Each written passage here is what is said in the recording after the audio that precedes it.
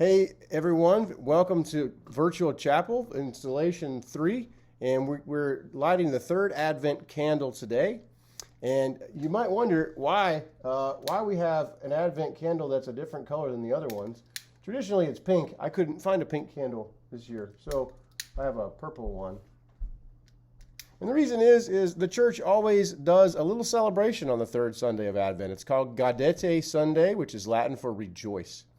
And so we're rejoicing. We rejoice in the total goofiness of our Christmas count-up calendar. You see that there's an upside-down tree right there, and we rejoice in the complete joy of the snowfall. We've had over a foot of snow, I think, in the last 5 or 6 hours at Holderness, and so I'm wearing this hat, coming to you with some awesome hat hair from shoveling snow and from recording this.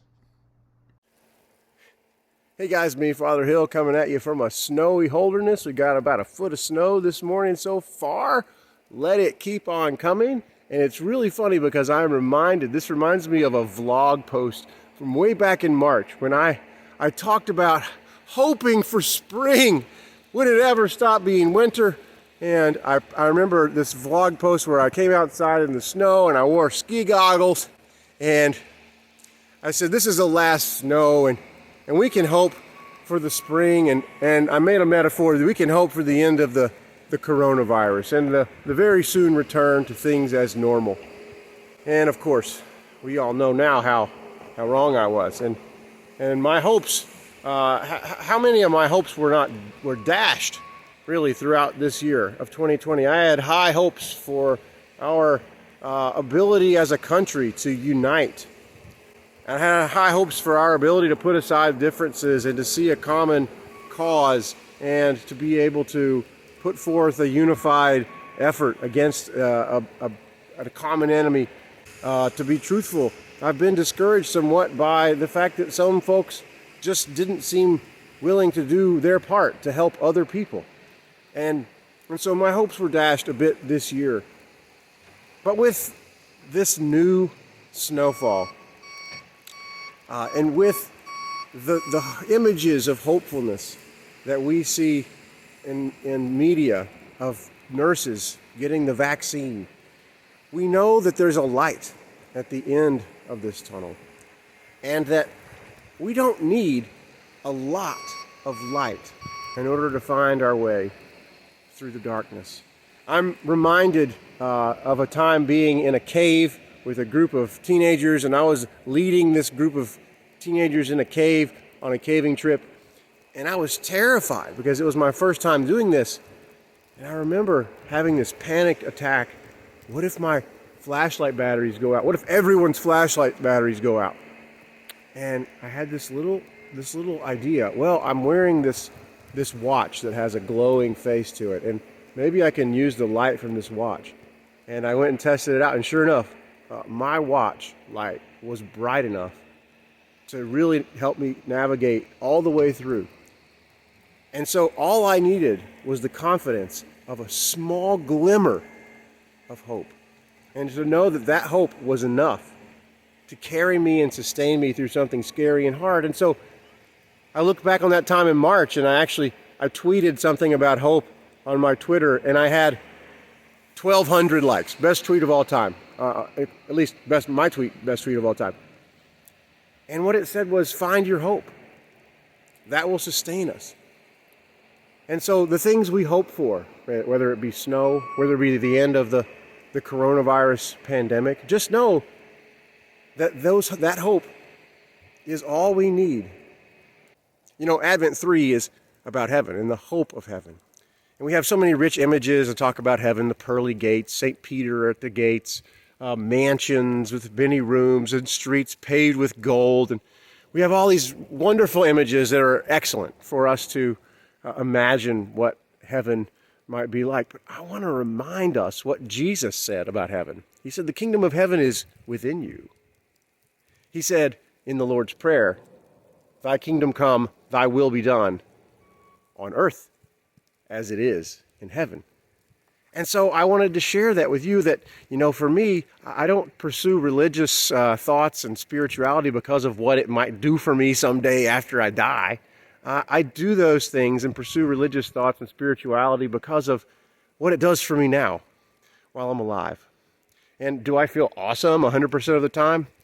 Of course not. But I know that I am never, ever alone. I'm never, ever alone. And that is enough to sustain me. And so I'm going to fast forward to Christmas now. Because every year we talk about a baby boy named Jesus, who was born in a little town called Bethlehem. And we talk about how God sent a Savior, a light to enlighten the nations and to dispel the darkness.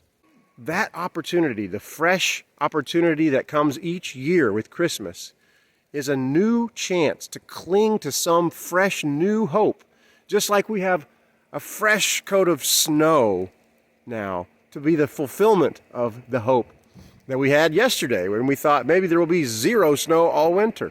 And it was the hope for our joy of playing in the snow that sustained us, and now it is our joy to receive this gift. So whatever it is we hope for, it is connected to joy. And I want to just leave you with this.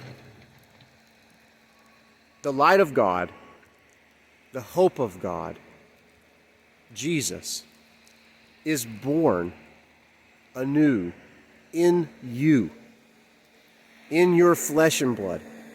Every single time you choose to find and cling to a glimmer of hope, when you know your joy and you can be like Blessed Mother Mary, the Theotokos, the God-bearer, you can unleash Christ into this world. Jesus is born again every single time you cling to hope and believe in hope. And it doesn't make you naive.